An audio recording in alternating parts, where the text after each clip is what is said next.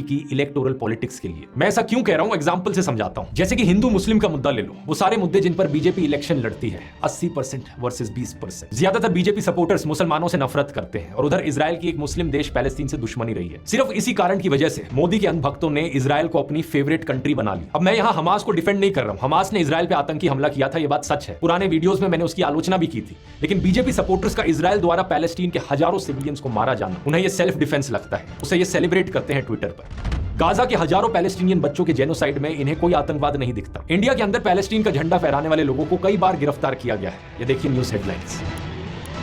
लेकिन दूसरी तरफ इजराइल का झंडा लेकर आप सड़कों पर मार्च कर सकते हैं, आपके साथ कुछ नहीं होगा। ये सब है बीजेपी की इलेक्टोरल पॉलिटिक्स। जिन लोगों को ज्यादा जानकारी नहीं है उन्हें ये सब देखकर लगेगा कि इंडिया की फॉरेन पॉलिसी भी यही होगी कि हमेशा इजराइल को सपोर्ट करो, पैलेस्टीन के खिलाफ रहो। लेकिन एक्चुअली में अगर आप फॉरेन पॉलिसी देखोगे, जानने की कोशिश करोगे, तो प्रधानमंत्री मोदी एक्चुअली में 2018 में पैलेस्टीन गए। पिछले साल न्यूयॉर्क में भी पैलेस्टीन के प्राइम मिनिस्टर से मिले, गाजा ह्यूमैनिटेरियन क्राइसिस पर डीप कंसर्न भी जताया। इंडिया हमेशा से और आज के दिन भी 2 स्टेट सोल्यूशन को सपोर्ट करता है। लेकिन फिर भी हम देख सकते हैं कि इंडिया की फॉरेन पॉलिसी का झुकाव धीरे धीरे इजराइल की तरफ थोड़ा बहुत जरूर बढ़ा है। जैसे कि पिछले साल की एक खबर देखी, यूएन रेजोल्यूशन था कि गाजा में इमीडिएट सीज फायर हो और वॉर क्राइम्स की अकाउंटेबिलिटी हो, तो इंडिया ने इससे एब्सटेन कर लिया। लेकिन दूसरी तरफ पूरी तरीके से इजराइल को भी सपोर्ट नहीं किया है इंडिया ने। जैसे कि मार्च 2025 की एक खबर देखी, इजराइल ने इंडिया को हमास को बैन करने को कहा। इसमें कहा गया कि अमेरिका और यूरोपियन यूनियन हमास को एक आतंकवादी संगठन डिक्लेयर कर चुके हैं, लेकिन इंडिया ने अभी तक इसे ऐसा नहीं किया है और बैन नहीं किया है। आप लोगों को बहुत हैरानी हो सकती है सुनकर, लेकिन इंडिया ने फिर भी ऐसा नहीं किया। आज के दिन तक ऑफिशियली इंडिया हमास को एक आतंकवादी संगठन नहीं मानता। और दूसरी तरफ इजराइल जो जेनोसाइड कर रहा है वहां गाजा में, उसके खिलाफ भी इंडिया का कोई लाउड प्रोटेस्ट नहीं देखने को मिला। ये किस तरीके का बैलेंसिंग एक्ट है,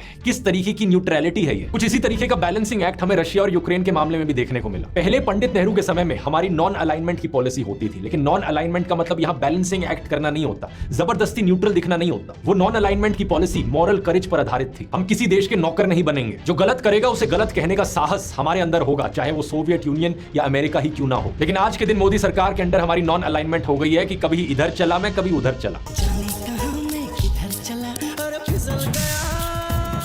सिर्फ दिखावे की न्यूट्रलिटी। लेकिन चलिए, अगर सरकार को यही दिखावे की न्यूट्रलिटी सही लगती है तो ये ही सही। लेकिन क्या दिखावे के नाम पर भी क्या इंडिया यहां पर बैलेंस मेंटेन कर पाया है? इस फॉरेन पॉलिसी में भी बीजेपी के 2 रुपए के ट्विटर ट्रोल्स ने घास काट कर रख दी। बीजेपी नेता नुपुर शर्मा और नवीन कुमार जिंदल के नफरती बयानों की वजह से भारत को शर्मिंदगी सहनी पड़ी।